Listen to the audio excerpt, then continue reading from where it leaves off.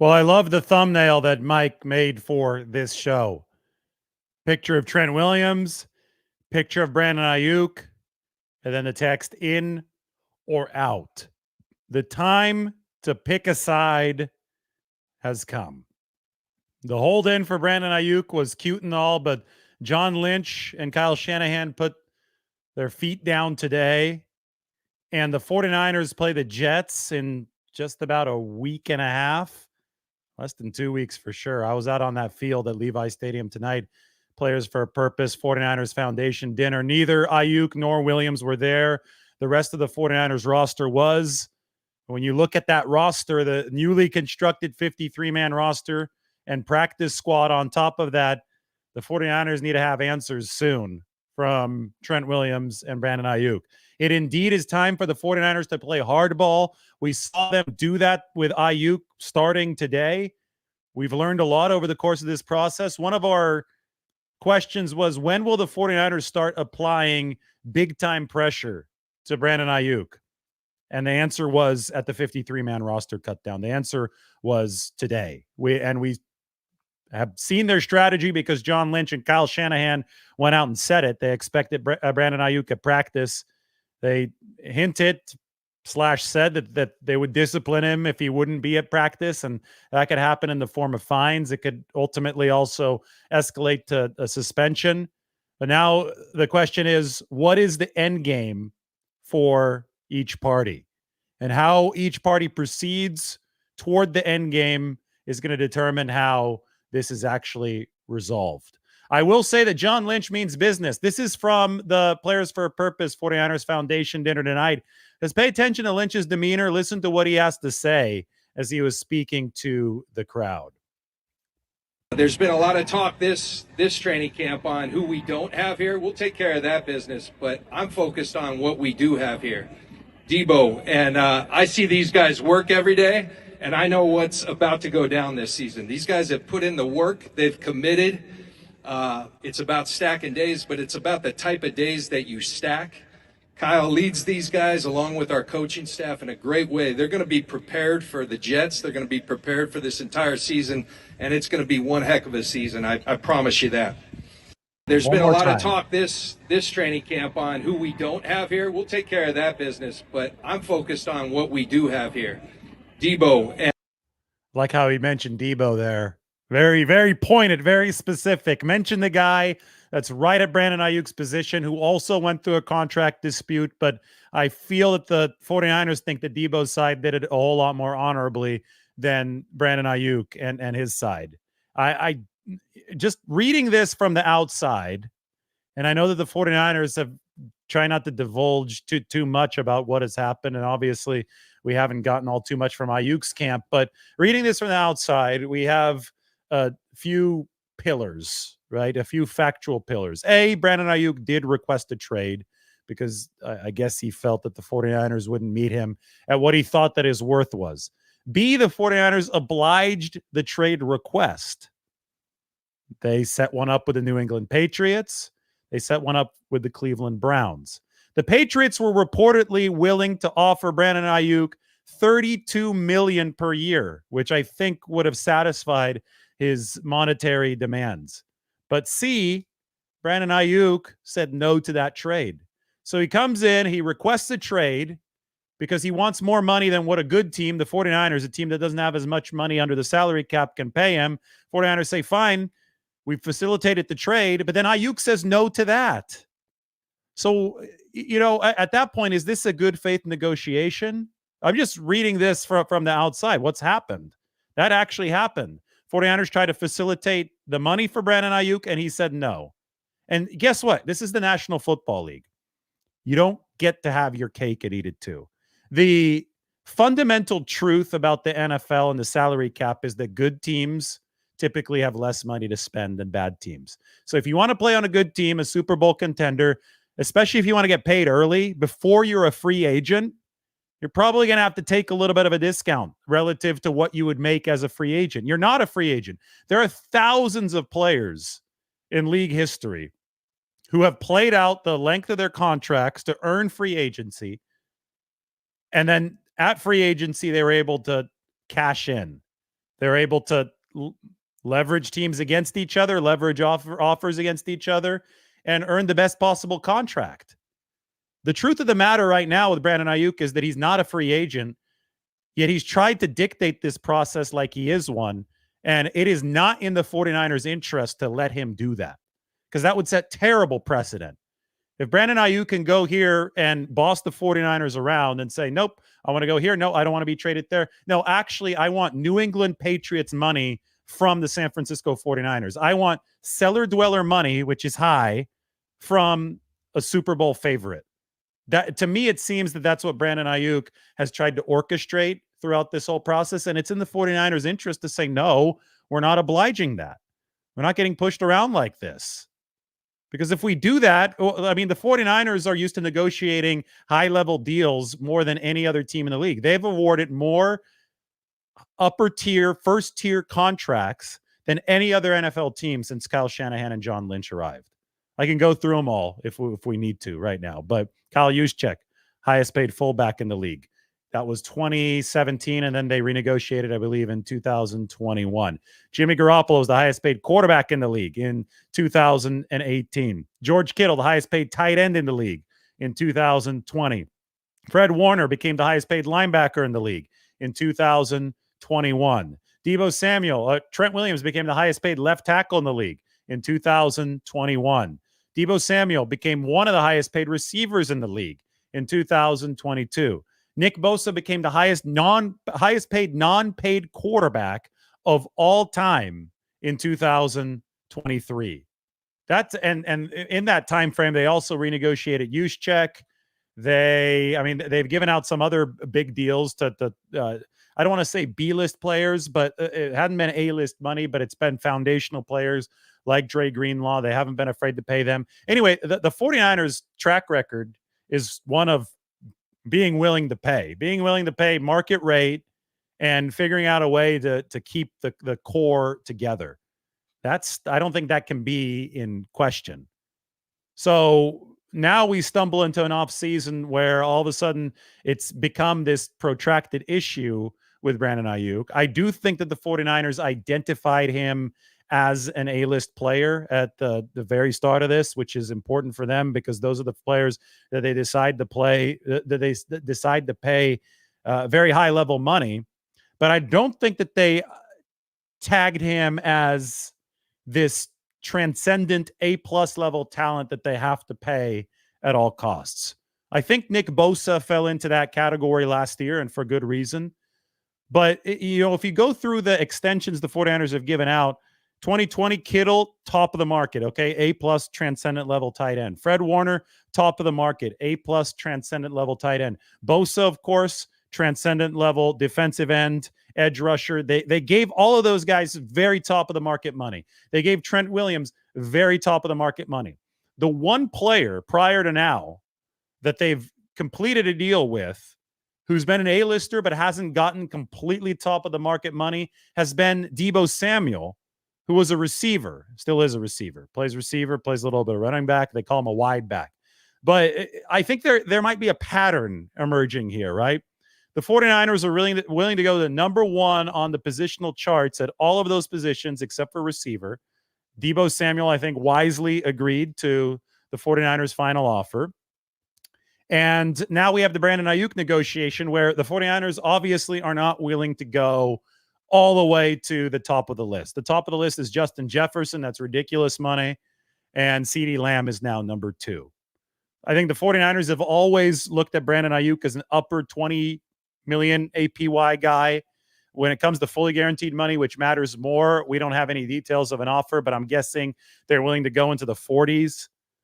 Would they be willing to go into the low 50s? Maybe, if it could help their salary cap situation, but they're not willing to go to the 60 millions in the fully guaranteed money. That's where CeeDee Lamb is. They're not willing to go into the 80 millions. I think it's 88.7 million for Justin Jefferson. They're just not willing to go there, and they're not willing to go to the very top of the market. And I think most people who understand the finances of the game would say, yeah, for good reason. They shouldn't be going that high for Brandon Aiyuk because a really good receiver, but you've got to think about the team and not just Brandon Aiyuk. So San Francisco has got its very, very specific number that fits into their salary cap equation for Brandon Aiyuk. It is not at the very, very top of the pile of wide receivers, just like Deebo Samuel's number wasn't at the very top of the pile. And that's just how they view the receiver position, given the fact that they had to pay Nick Bosa very top level money last year, and the fact that they're going to have to pay Brock Purdy very top level money for the quarterback position next year.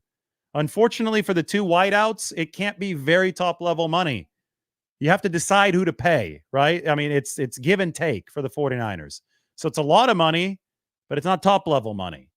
And that's what the 49ers have offered Deebo Samuel. That's what they've offered Brandon Aiyuk, and that fits into their cost structure to try to keep this team together. Good teams have a little bit less to offer than bad teams. That's just the general rule of football. And that's where the 49ers are. So my question is, what is each party's end game? I know I've had this on the bottom of the screen for a little while. So let's get to this part of it. Because it's end game time. It really is. It's August 28th. It's Wednesday. So this weekend will pass. Labor Day weekend will be in the rearview mirror. And then it will be game week. 49ers against the Jets. Is Brandon Aiyuk going to play against the Jets? Well, first, let's talk about the Aiyuk situation. Then we can talk about the Trent Williams situation. I know that they're both on the thumbnail. As far as endgame goes, the 49ers today put their foot down, and they said that we expect you to be at practice. And if your back is healthy, you've been cleared by our medical staff. If you're not at practice, we'll cross the disciplinary bridge when we get there. I think that a couple things happened since the last time that we talked to Kyle Shanahan and since the last time that the 49ers had a chance to practice. A, Brandon Aiyuk has been fully cleared by the medical staff, so you can't hide behind a sore back now to avoid fines. But B, the 49ers have cut from a 90-man roster to this, what I'm about to break down in this show, a 53-man roster. The left side of the dividing line is the 53. The right side is the practice squad. Obviously, you can't put Brandon Aiyuk on the practice squad, but he's on the 53-man roster, and he's taken up a spot. So, the 90-man roster was something the 49ers could work with, Brandon Aiyuk taking up a spot, but not practicing. But once you're taking up a spot on the 53, that's a whole lot smaller just by the nature of the size of the roster. Since it has downsized, every spot is more valuable. And the 49ers just can't take a hold-in anymore. A hold-in cannot last forever. They need Brandon Aiyuk to either sign the deal or accept that he's going to play on the fifth-year option or accept one of the trades that they had set up for him before. Who knows if those trades are still on the table? I highly doubt it. They said that the Patriots wanted to go in another direction, so that ship might have already sailed. But what the 49ers can't have is Brandon Aiyuk just dawdling around, taking up a roster spot, essentially taking somebody else's job and not contributing. Even if they can find him, it's just not good for a team trying to win a Super Bowl. So the 49ers end game is to force some action here. So they can start implementing the fines just for practice. It's $6,000 or so for the first practice, $10,000 or so for the second missed practice, which might be tomorrow, $14,000 for the third missed practice, and then $14,000 for each practice after that. The reason that I introduced that scale is because Brandon Aiyuk has been in meetings and participating in everything but practice so far. I think he was even in the building today. So as long as he continues doing that, the 49ers can fine him for missing practice. Now, there's a chance that he just says, okay, I'm just going to start holding out now that the 49ers are fining him for missing practice. And if this turns into a full-born holdout, the 49ers, according to the collective bargaining agreement, reserve the right to fine Brandon Aiyuk up to about $45,000 daily. These are all team-determined fines. They're different than Trent Williams, who held out the whole time. And over the course of training camp, while he held out, these were mandatory $50,000 daily fines that could not be forgiven, although the 49ers could probably find a way to make up some of the money in Trent Williams' redone contract. But for Brandon Aiyuk, these are fines at the team's discretion. And it sounds to me like the 49ers are willing to start really using harsher discipline in this case with Brandon Aiyuk. So that to me is their look at the end game. They think that Brandon Aiyuk is going to blink first. And if you want to ask me how credible you think the 49ers stance here is, I do think that Kyle Shanahan and John Lynch, and you saw the determination in John Lynch's voice as he spoke, but I do think that Kyle Shanahan is ready to bet on his quarterback, bet on his roster, bet on his play calling, and just bet on the totality of what the 49ers have built in training camp without Brandon Aiyuk. I really think he is, especially if they take care of Trent Williams, which I think seems like a more straightforward situation, a more predictable one. Maybe we'll be wrong about that assumption, but it seems to me that that's one that the 49ers are going to be able to hammer out, get done. If they have Trent Williams on this team, I don't think that the 49ers are willing to buckle to Brandon Ayuk's demands, because I feel that they think right now that they have made an offer and presented themselves in a way that they can accommodate Brandon Aiyuk that fits into their larger situation, that doesn't hurt the overall team. I don't think that the 49ers are willing to extend themselves beyond that, because they feel that it could do salary cap damage to them later. They feel it could send them into cap hell later, especially with the Brock Purdy contract coming next year. And if they don't want to go there, I think the 49ers are willing to put their money where their mouth is. And that means that they're willing to just let Brandon Aiyuk rot. They're saying, Brandon, you have decided that you do not want to report either for your current contract at $14.1 million or for what we've offered you. And that's up to you. We're not forcing you to stay away from the building. You're the one that's saying no to the offers that we've brought to you. I think that is the messaging that the 49ers are sending in Brandon Ayuk's direction. And when we talk about endgame, I think the 49ers can credibly threaten that, because I do think that Kyle Shanahan is determined enough, and I do think that John Lynch is determined enough to stand firm on that ground, to go into the season without Brandon Aiyuk, recognizing that, yeah, the team is not as good without Brandon Aiyuk. They understand that, but they also believe in Brock Purdy. They're going to believe in the group of players that they've surrounded Brock Purdy with. They're going to believe in the track record of the past few years of Kyle Shanahan, and they're going to be willing to take that risk, because they feel that the downside of capitulating here, when they feel that they've already capitulated enough, could be disastrous moving into the future, not just for the salary cap situation, but when it comes to precedent for other contract negotiations in the future, when it comes to precedent of keeping a locker room together. You know, they've worked so hard to build like this college-like vibe in the locker room. If it's going to get hijacked on a year after year basis by guys that aren't going to show up because they're not happy with the raise that was offered to them,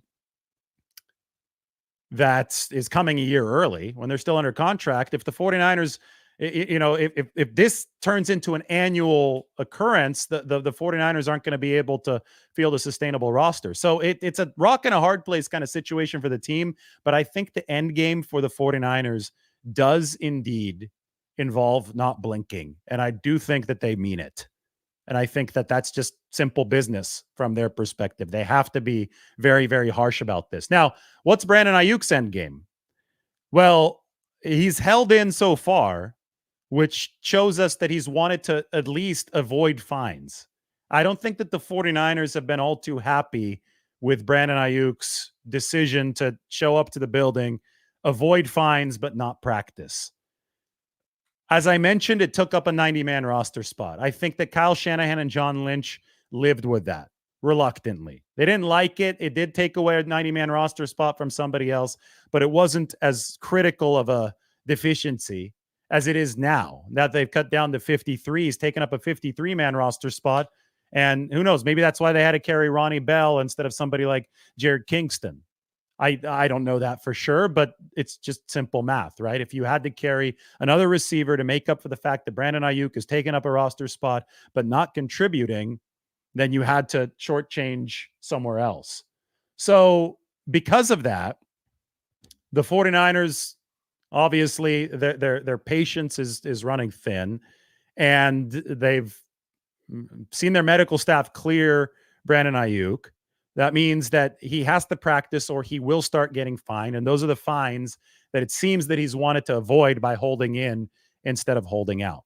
So for Brandon Aiyuk, can he continue along this trajectory even when financial discipline is probably coming? I mentioned it was what, 6,000, then 10,000, then 14,000. And if he starts holding out altogether, it could be up to $45,000 per day. Trent Williams has made what, 150 million over the course of his career. Brandon Aiyuk hasn't. Brandon Aiyuk has made, I could look up his contract. Let's see his career earnings so far. But the financial power of Brandon Aiyuk is nowhere near the financial power of Trent Williams, which is one of the reasons that Trent Williams was able to hold out and Brandon Aiyuk wanted to avoid the holdout so that way he wouldn't have to pay all those fines. So Brandon Aiyuk has made over the course of his 49ers career $12.5 million. It's a lot less than, let's go Trent Williams over the course of his career. I'm actually curious right now. I estimated $150 million. Do you guys think I'm going to be correct? We'll find out. History. How much paid on cap? So from the Commanders over 10 years, he made $96.2 million. From the 49ers, he's made $43.1 million so far. So, yeah, it's not bad. It's about 140 million. 140 million that Trent Williams has made versus the 12 or so million that Brandon Aiyuk has made over his career. You can see how daily fines between 40 and 50,000 per day would affect Brandon Aiyuk more than they would affect Trent Williams. But if Brandon Aiyuk is going to stay strong here in his stance, then he's going to have to absorb fines, and especially if this moves to a full-on holdout, he's going to have to absorb fines that are almost as big as Trent Williams' daily fines with a fraction of the net worth. It's not going to be easy. On top of all that, on top of the different financial situations of both of these players, Brandon Aiyuk is 26 and Trent Williams is 36. Trent Williams is a future first ballot Hall of Famer. He can walk away from the game today and have accomplished essentially everything except for that elusive Super Bowl title. And that might mean a lot to Trent Williams, but he will have accomplished everything except for that. He has generational wealth. Everything is great for Trent Williams. So he can theoretically walk away from the negotiating table from the 49ers, which gives him leverage on top of the fact that he's probably playing a more important position than Brandon Aiyuk. Meanwhile, Aiyuk at 26, yeah, he might have 12 million in the bank. But again, it's a fraction of what somebody like Trent Williams has. And without coming to play ball, Brandon Aiyuk is sacrificing making tens and tens of millions more into the future.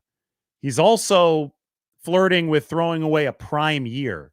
I mean, between 25 and 28 or 29, those are your best years as a male athlete. So if you just decide to sit out a age 26, age 27 season, I mean, that's extremely potentially damaging in a sport like football where careers can notoriously be cut short at the snap of a finger. If Brandon Aiyuk doesn't show up week one, the 49ers can start biting into his base salary of $14.1 million. Divide that by 18, he loses a game check every single week that he's not available to play. It's what, $734,000 per week. So you can see how it would be very, very hard for Brandon Aiyuk to stay on this course if the 49ers force him to. Be extremely financially difficult. On top of that, I think that the overarching truth here is that until Brandon Aiyuk signs a contract, he is in a contract year. And if you're in a contract year, you need to be in shape because you want to put up numbers. You obviously need to be in cohesion with your quarterback to put up numbers. So you set yourself up to make that big money in the future. Brandon Aiyuk entered this offseason coming off a huge year where he led the NFL in yards per reception in 2023. So he was in good position to get a nice lucrative offer from the 49ers, as it sounds like he did. And he got a nice offer from the New England Patriots, but he turned that down. It's going to be a lot harder to turn around in 2025 if you don't play in 2024 and command the type of money that you want. So it's a conundrum, right? Brandon Aiyuk wants more money, yet he's going to have to play to earn more money on a contract offer. If he doesn't play, then his value is simply going to go down. So to me, if you're the 49ers and you believe that you can push through this, without Brandon Aiyuk, if you're willing to not blink and continue to stare down moving forward, if you believe in Brock Purdy, if you believe in the rest of the roster, you're in much better position than Brandon Aiyuk if he doesn't blink and just kind of decides to stare through this, because he's going to be losing a whole lot more than the 49ers may be losing. That's just how it seems to line up on the surface.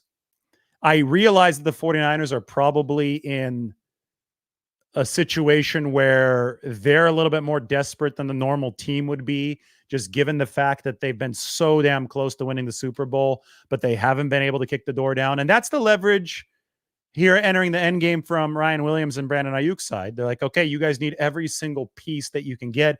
Brandon Aiyuk is a really good X receiver. I've talked about how good he's been. I've showed you the efficiency charts for Brandon Aiyuk. So, they think they can exact that leverage on the 49ers.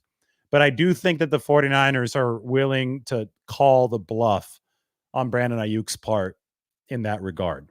It's fascinating stuff, but we do need to start asking what each party's end game is. We can look at the 49ers salary cap situation. We're going to really go through the entire 53-man roster, which the 49ers have now finalized, at least the initial version of it.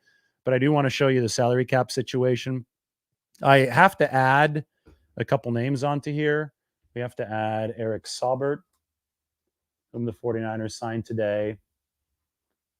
We have to put Rock Ya-Sin back on this roster. I guess Ambry Thomas is now on injured reserve, but Rock Ya-Sin is down here.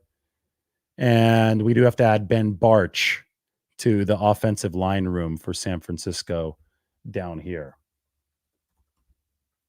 I'll have to go to over the cap to see how much money all these guys are making. But this is going to tie in really, really close to the Brandon Aiyuk and Trent Williams and Brock Purdy contract situations, because it's all coming from the same pot. Money that you don't spend on the salary cap in any given season carries over to the next year. So Ben Barch's new contract is not yet available on over the cap. So I'm guessing that Eric Saubert's is not going to be either. Yeah, they just have some dead money from previous contracts and stuff on there. I'm guessing that the deals that they give Barch, Saubert, and Rock Ya-Sin are going to be about the league minimum. So I'm going to punch those in right now at about the league minimum. And we're going to let our sheet do its calculating magic. All I do is I put that the cap hit was estimated. So 1.08 million for Ben Barch. We're going to do 1.08 million for Eric Saubert. You could see the money dwindling away at the top. We're down to 17 million. And we're going to do the veteran minimum of 1.08 million for Rock Ya-Sin. The money has gone down to 15.9 million. So I went ahead and I got ahead of things with this roster. I created an injured reserve list. I created a practice squad, and I put in the corresponding salaries for the practice squad. I have to put in the names now, but the practice squad is going to cost about 4.4 million. And then I have the total calculated here. So the total liabilities for the 49ers are now over 281 million. That leaves them with $15.9 million of space, which is not a lot, because they're probably going to spend at least $5 million more this season to make maneuvers that have to pick up the slack for injuries. So as you can see here, that money is going to carry over into 2025, whatever they don't spend here in 2024. In 2025, they only have 31 players under contract.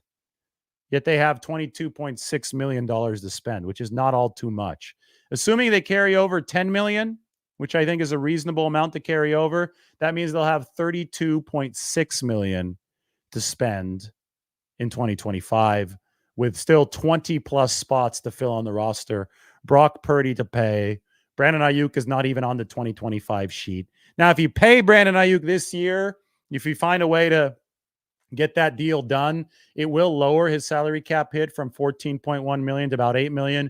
You could probably lower Trent Williams number 2 from 31 million to, I don't know, something in the 20s. And then you could carry over the unused money into 2025 because you spread it out. It's like flow control. So theoretically, I could see the 49ers having 40, 45 million next year, but that's still a really, really tight squeeze. So no, I don't think they're lowballing Brandon Aiyuk. I think that they're offering what they can. And their responsibility is not the Brandon Aiyuk. Their responsibility is to building the most complete football team possible. And they've done a pretty damn good job at that over the past few years. But at some point in this process, there's going to have to be a concession. I think we've seen concessions already. Again, Deebo Samuel's a great example. His contract is in the top 10 of receivers, but it's not number 1. Brandon Aiyuk is, I think the 49ers are willing to make him a top 5 paid wide receiver, but they're not willing to make him paid a top 3 wide receiver. And there's differences between those two amounts. And if you go overboard, well, that's when you start to have to look at Diamondo Lenore and say, I don't know if we can pay you, because Brock Purdy is obviously going to be the priority in 2025. So that's what the salary cap situation looks like for the 49ers. The main point here is that it's all about leverage. And I think the 49ers have more of it. I think Brandon Aiyuk's camp believes that they have some. And I get it. 49ers are a Super Bowl contender and they don't want to get worse right now. So that's very, very true that there's a little bit of leverage in that regard. But leverage and the winning of a negotiation comes down to who has the stronger leverage. And I think that San Francisco definitely has that, because you could just tell by what each party's end game is. In terms of Trent Williams, when we talk about will he play against the Jets, will he not? The end game for Trent Williams is a whole lot more plausible than the nuclear end game for Brandon Aiyuk. Trent can just pack up and retire. Again, first ballot Hall of Famer, no matter what he does. 36 years old at this point, 140 plus million in the bank, plus endorsements. He can pack up and retire if he's not happy with what the 49ers are going to offer. He could credibly threaten that. So Trent Williams' end game is, just wait until they pay me. I don't think that San Francisco is going to look all too great with Jalen Moore playing multiple games at left tackle and Colton McKivitz on the right side. I think that Trent Williams is that important to the offense. So let's just wait and see what he does, because I don't think he's incentivized to blink early. I think the 49ers are much more incentivized to blink in the Trent Williams situation. And in spots where they've had to pay Trent Williams' position, they have paid it top dollar. It happened with Trent Williams himself in 2021. Now his contract has since aged. So he was at 25 million a year, or whatever it was back then, maybe a little bit higher. Now the top of the market is 28 million a year. He doesn't have any guaranteed money left on the deal. 49ers are going to be incentivized to up the ante with Trent Williams with guaranteed money, more money now. They'll have to find a way to thread the needle, but I think they've already shown that they're willing to do that with Trent. They're willing to do that for a position they consider a premier position. They're not willing to go to Jefferson levels for Brandon Aiyuk. That's just the way that it's going to be. And if Aiyuk doesn't like that, well, the 49ers are going to play some hardball. And if they play some hardball, Ayuk's going to have to play on the 14 million this season if he doesn't like the offer that they've made. And I think it's in the 49ers' interest to stand firm by that, because you want to set good precedent moving forward. That's my analysis there. Here comes my analysis for the 49ers full 53-man roster.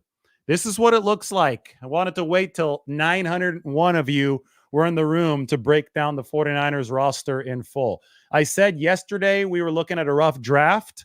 Well, today we are looking at the final initial product. I know that may sound like an oxymoron, but it's not. I promise. This is the final initial 49ers 53-man roster plus practice squad, with one addition still happening tomorrow. And I'll explain what that is. But first, we're going to go through every single position group. So I'll zoom in. Popular demand says that I zoom in on the 49ers depth chart. We can start. Why don't we start down at the bottom? We started at the top with the quarterbacks yesterday. We can start at the bottom with the specialists. They deserve some recognition too. Tabor Pepper, Jake Moody, Mitch Wishnowsky. I think the only thing of note over the course of training camp injury-wise was that Mitch Wishnowsky was dealing with knee irritations. The 49ers brought in Presley Harvin III to punt instead of Mitch Wishnowsky. I thought he did a good job, especially the game where he downed 4 inside the 20. But as long as Mitch was healthy, he was going to be the punter for the 49ers, and he definitely is penciled into that role. I thought Jake Moody had a really good training camp.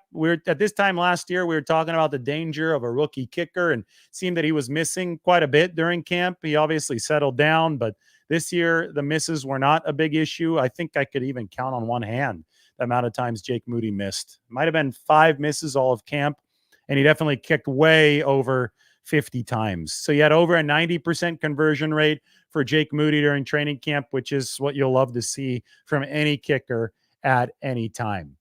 Moving up, let's go to the 49ers secondary as we break down this 53-man roster. So I don't think there are any surprises on the top line. Charvarius Ward is going to be one of the outside cornerbacks. He's entering a contract year, coming off of an all-pro season.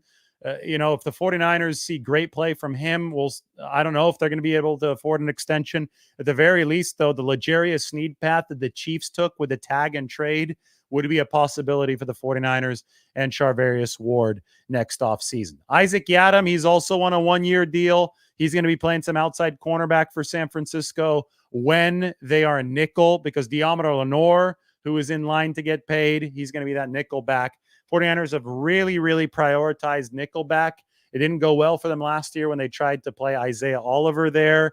Just didn't have the change of direction to do what the 49ers needed to on the inside. They said, we need a true star player on the inside. I think a lot of this was reinforced by the arrival of Brandon Staley, who played Jalen Ramsey on the inside with the Rams. Brandon Staley, now the assistant head coach for the 49ers, seems that he's going to jive with Diomedar Lenore really well. Safety is a little bit more complicated because Talanoa Hufanga, and until he's fully cleared for team drills, I think it makes sense to shade Talanoa Hufanga in pink here. He is in individual stuff in practice so far, but he's going to have to work to come back to the 49ers team as a starter, and I don't think that's going to be possible by week 1. So that means Jair Brown is at the head of the table for the 49ers at the safety position, with George Odom being the higher floor backup. Now, they could activate, and it sounds like they will activate Tracy Walker III from the practice squad to potentially fill in for Talanoa Hufanga before he's fully ready to go at the start of the season. But Odom's one of the best special teams players in football, had several interceptions this training camp, and I think is a fine backstop for the 49ers at that safety position.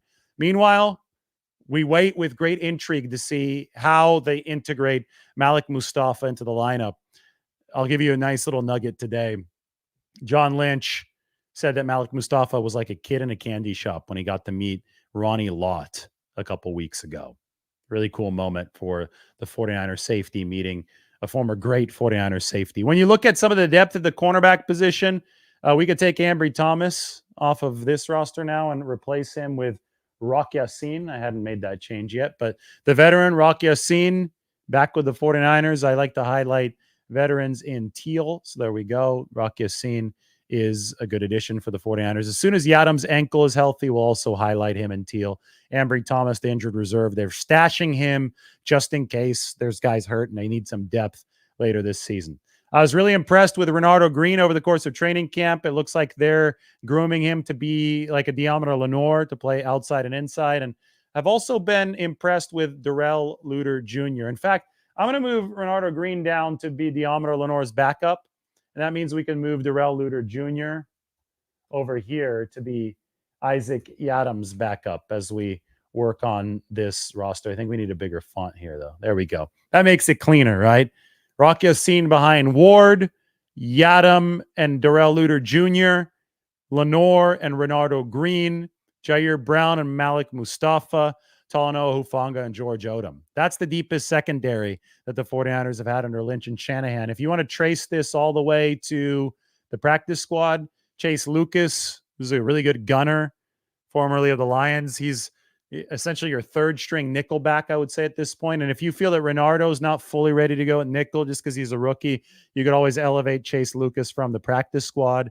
Jalen Mahoney was solidly a good performer for the 49ers as a rookie undrafted safety out of Vanderbilt. He takes the former Taylor Hawkins role on the practice squad. And then Tracy Walker III, I mentioned him. He might actually see some active roster time sooner rather than later. Moving forward, let's go to that linebacker position. Boy, I want to drink some water, though. I'm out of this vitamin water. I might have to put the Lombardi will be right back up on the screen to hydrate myself. I want to get this up to 1,000 people too. What's up with this? We've been stuck at like 883 for a while here. I'm guessing people are going to bed, so maybe I just need to hurry the hell up to give you guys the rest of the roster breakdown. The 6 that they've taken at linebacker are Fred Warner, Devondre Campbell, Curtis Robinson, D. Winters, Demetrius Flanagan-Foles, and Tatum Bethune. They obviously did not take Dre Greenlaw. He remains on the PUP list, so he'll be out for at least the first 4 weeks of the season. I was impressed with Campbell over the course of training camp. I thought that there were some plays where he's 31 years old, but he showed some good foot speed for the 49ers. I was even more impressed with Curtis Robinson. He made some nice tackles for loss in games and was all over the football during practice. I think he's emerging as a real weapon, and I see him as the leader for linebacker 3. Demetrius Flanagan-Foles has been a special teams fixture for the 49ers over the years, and D. Winters is a player. We're waiting to see how his ankle is, but D. Winters and Tatum Bethune, they're 2 youngsters who are going to be vying to try to crack the rotation linebacker-wise, but right now they're just vying to beat each other so they could be next in line behind somebody like Curtis Robinson. Not much else to say there except for the fact that Winters seemed to be a high-ceiling, low-floor guy, and Tatum Bethune, if he could fix some of the coverage issues, if he could loosen up some of the hips, he's a total monster in the run game. Really good at the run fits and just somebody who's not afraid to tackle. And I think that's really important to have attitude-wise on a football team. So earlier today, the 49ers made a move. They waived Sam Akinanu. Greg Papa was trying to teach me how to pronounce it today, and I just was struggling with it. So I'm just calling him Sam O until I get the pronunciation right. I normally don't struggle with pronunciations, but I do with this one. And people said, well, why did they waive him, the defensive end? What they did is they waived him the day after roster cutdowns, after teams had claimed players off waivers because they were worried that Sam O was going to get picked up by somebody else. So you wait till everybody has set their 53-man roster, then you waive Sam O, and then he's hopefully, for the 49ers' sake, is going to clear waivers, and tomorrow they can re-sign him to the practice squad. They needed to create one more spot to fit Rock Ya-Sin onto the roster. So they waived Sam O here, and guess what? They've got 15 spots taken on the practice squad. So if he clears waivers by the 49ers sneaking him through the day after, Sam O is going to be on the 49ers practice squad as a defensive end. We'll put him in here with Alex Barrett and Jonathan Garvin. That's the move that I think the 49ers are trying to execute at that defensive line. They've got 8 guys on the 53-man roster. Bosa, Collins, Hargrave, Floyd, who is back out at practice, by the way. The Iron Man status continues. We can remove him off the injury shading. Beal, Jordan Elliott, and, Leonard Floyd was a free agent signing, so why don't we shade him in teal? There we go. Beal, Elliott, Givens, Gross Matos, who's week to week. The 49ers hope that he's back for the game against the Jets. They've totally revamped the D-line. They think that Elliott and Collins are going to give them something against the run that they didn't have last year when they ranked number 26 against the run. They think that Floyd can give them something against the run opposite Nick Bosa that they didn't have last year. Hell, Floyd has 40 sacks over the past 4 seasons. So will this revamped defensive line be better against the run and better overall? That's the big question. But you're looking at the top 8 bodies right here. Alex Barrett, perennial practice squad guy. He's on the team. Jonathan Garvin was really impressive, I thought, over the preseason. Earned a spot on the practice squad. You've got depth, veteran depth inside with T.Y. McGill, and you've got the rookie developmental guy, Evan Anderson.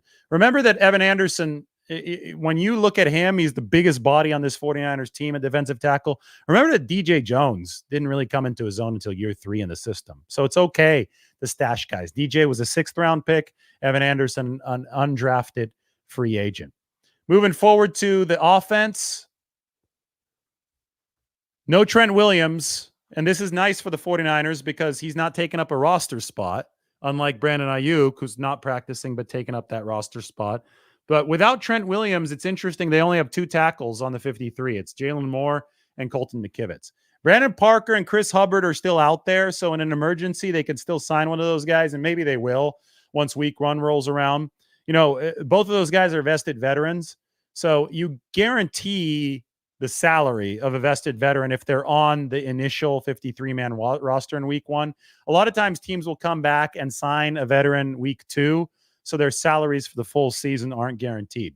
That could happen with one of the two veteran tackles, but still, they're riding precariously thin right now at tackle with only Moore and McKivitz, and then a practice squad guy, Sebastian Gutierrez, over on the other side. And we could put Isaac Alarcon down here. He's the international exemption for the 49ers. He's what Alfredo Gutierrez had been for this team before. I just like to have my roster in clean order. So I think that by doing this, we have it all set. I think it looks a lot better now, right? Some of you Excel nerds are going to be mad at my technique, but there we are. You got Sebastian Gutierrez and Isaac Alarcon, who's essentially your international exemption player. These guys aren't knocking on the door of playing time on Sundays, but Moore and McKivitz are the options. I think that's a tacit admission that they think they can get something done with Trent Williams before week 1. If Williams does return, he takes over this left tackle spot. Moore becomes the backup left tackle, and I do still think the 49ers would sign Chris Hubbard, who was with them through this offseason, because Jalen Moore is much better at left tackle. Chris Hubbard is much better at right tackle. So you'd run a dual swing tackle setup. They could sign Hubbard to the practice squad and elevate him for the game. So that way they don't have to cut Barch, Zakel, or Burford. The biggest hole on this 49ers team, I think, is center. Not just the starting position, but the backup position. If something happens to Jake Brendel and he's already dealing with knee tendonitis, you don't have anybody with experience that can play center. John Feliciano's on injured reserve. He just underwent knee surgery. That's a big problem for the 49ers. There's a reason they couldn't let go of Zakel. They couldn't let go of Barch.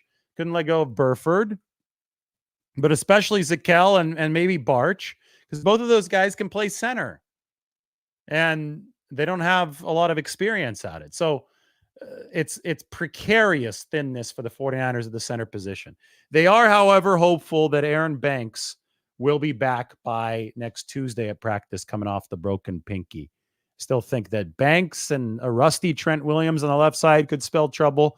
Banks and Moore on the left side could spell trouble, especially against a good Jets defensive front. There are question marks for sure surrounding this 49ers offensive line. As far as the tight end position goes, Kittle, Saubert, tight end 2. They brought him back today after the roster maneuver. Jake Tonjes really impressed them. Congratulations to the Cal Bear product for making the 49ers team.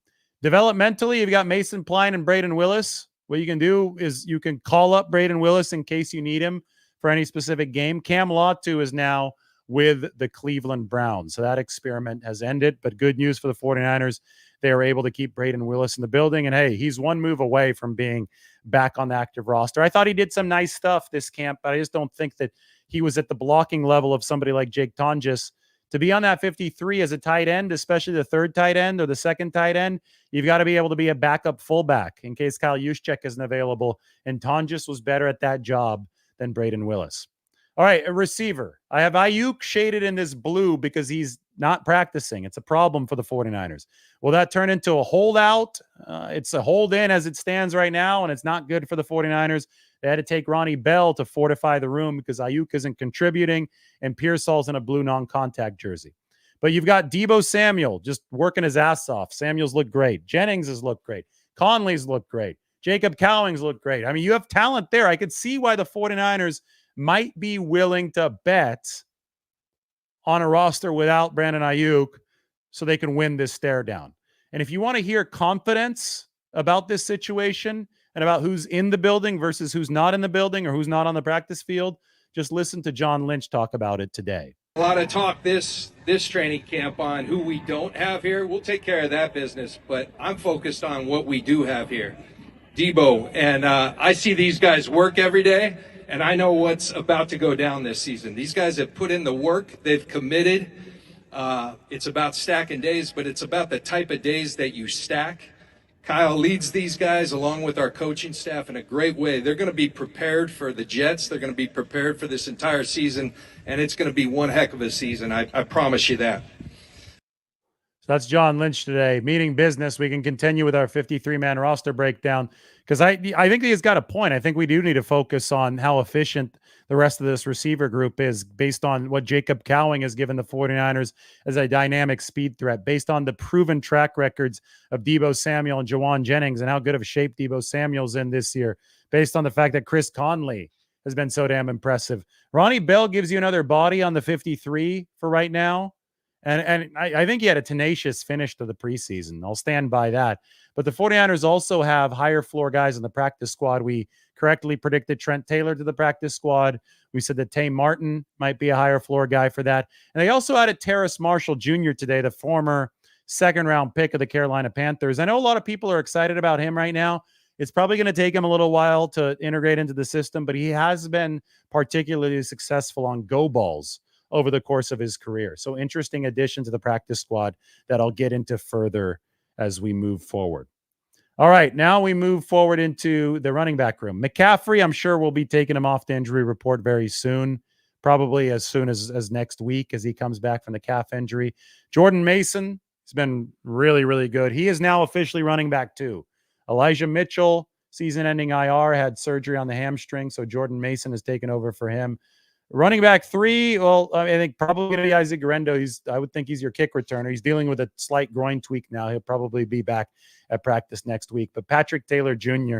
has been really, really good for the 49ers as far as pass protection. He ran hard in that Raiders game to end the preseason. Juszczyk is a stud. Kyle Juszczyk is Kyle Juszczyk, and that's a good thing for the 49ers. Finally, at QB, these guys took all the guys, and they were able to really stockpile at the most important position. And I think that's the way to be at quarterback. Brock Purdy, Josh Dobbs, Brandon Allen, Tanner Mordecai. If you like that quarterback room, if you think Brock Purdy might have a chance to win the MVP, you can hit the like button because I'm signing off. Everybody have a good night.